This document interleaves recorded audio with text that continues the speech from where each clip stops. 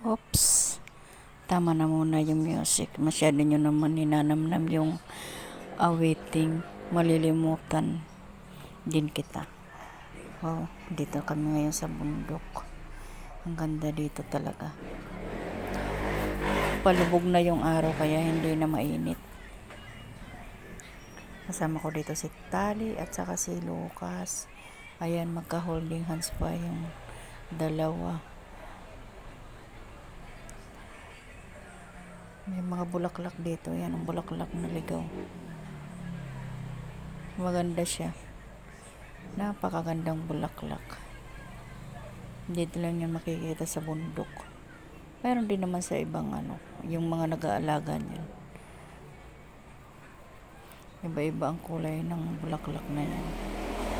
Maraming salamat nga po pala sa mga nanonood ng aking video. Hanggang sa susunod ko pong video. Maraming salamat po sa inyong lahat. Paki-share naman po. Hanggang sa susunod. Bye-bye.